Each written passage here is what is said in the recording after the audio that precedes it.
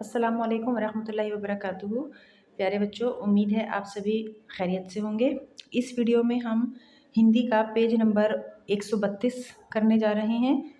132 पे जो book work है वो आप अपनी बुक में देख सकते हैं। सबसे ऊपर क्वेश्चन नंबर 2 हमें दिया गया है, दिए गए शब्दों के समानार्थक शब्द पर गोला लगाइए। समानार्थक शब्द आपको पता है, जिनका समान अर्थ होता है उसे समानार्थक शब्द कहते हैं। यहाँ पर आपको शब्द दिया गया है कंठ, तो कंठ का जो समान अर्थ वाला शब्द होगा हमें वो ढूंढना है। मस्तक, गला, कंगन। तो कंठ का मतलब होता है, कंठ का समान अर्थ होता है गला। दूसरा है जल, अनल, अनिल और पानी। जल का जो समान अर्थ होता है वो है पानी।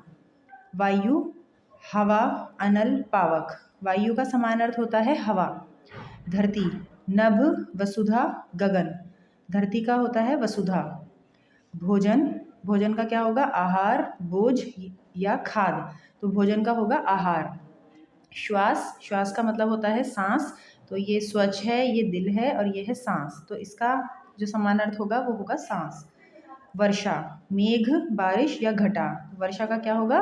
बारिश होगा, इसका समानार्थक शब्द। ठीक है, ये आपको अपनी बुक में करना है। पेंसिल से ही सबको निशान लगाना है और बहुत ध्यान से करना है ये काम। और उसके बाद अब हम नीचे चलते हैं क्वेश्चन नंबर 3 की तरफ। क्वेश्चन नंबर 3 में आप देख पाएंगे विलोम शब्द लिखने हैं। ठीक है, दिए गए शब्दों के विलोम शब्द लिखिए। अब देखिए, इसमें आपको ऊपर कुछ शब्द दिए गए हैं, हिंट के तौर पे आपको इस शब्द दिए गए हैं, आपको इसमें से ढूंढ के इनको लिखना है। पहला है आवश्यक। आवश्यक का उल्टा क्या होगा? विलोम अनावश्यक। आदि, अंत। पूर्व, पश्चिम। सजीव, निर्जीव। प्रत्यक्ष, परोक्ष। ठीक है, ये हमारा आधा पार्ट पूरा हुआ। उसके बाद दूसरी लाइन में आ जाइए। अपना, पराया। एक, अनेक। स्थूल, सूक्ष्म। संभव, असंभव। जैव, अजैव। ठीक है, ये हमारे विलोम शब्द थे। आपने ऊपर देखा, यहाँ पे हमें वर्ड्स दिए गए थे, क्लू के तौर पे हिंट दी गई थी, तो इसमें से ही ढूंढ के हमें यहाँ लिखने हैं। आप देख देख कर लिखेंगे, यहाँ से भी आप देख कर लिखेंगे। तो देखने के बाद आपकी मिस्टेक नहीं होनी चाहिए। ध्यान से देखिएगा कहाँ पर कौन सी मात्रा लगाई गई है, कहाँ पे कौन सी बिंदी अंक की मात्रा लगाई गई है, और कौन सी चीज़, कौन से वर्ड्स को, कौन से अक्षर को कैसे बनाया गया है, ये आप ध्यान से देखिएगा। साफ साफ राइटिंग में आपको ये काम करना है। उसके बाद हम चलते हैं क्वेश्चन नंबर 4 की तरफ। उसके बाद अगला क्वेश्चन है हमारा क्वेश्चन नंबर 4। कोष्ठक में दिए गए शब्दों के सही रूप से वाक्य पूरे कीजिए। आपको यहाँ पर कुछ शब्द दिख रहे हैं। यहाँ लिखा है प्राणी, वनस्पति, पशु, वनस्पति, पौधा, पौधा, वृक्ष, पौधा और समुदाय। तो इनके आपको सेंटेंस के हिसाब से यहाँ से वर्ड उठाना है और उसको सेंटेंस के हिसाब से लिखना है, वाक्य के हिसाब से लिखना है। तो पहला है हमारा, सभी डैश को जीने के लिए जल आवश्यक है।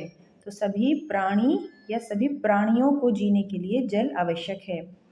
सभी, यहाँ लिखा है वनस्पति, सभी वनस्पतियाँ श्वास लेती हैं। ठीक है, सभी डैश और डैश का शरीर जल से भरपूर होता है। सभी पशुओं और वनस्पतियों का शरीर जल से भरपूर होता है। डैश और डैश की भारी पैदावार कुछ स्थानों पर बहुतायत में मिलती है। तो सब पौधों और वृक्षों की भारी पैदावार, यहाँ लिखेंगे हम पौधों और वृक्षों की भारी पैदावार कुछ स्थानों पर बहुतायत में मिलती है।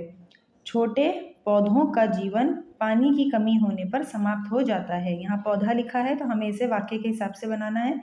पौधा, पौधों, छोटे पौधों का जीवन। अनेक समुदायों में पानी की पूजा होती है।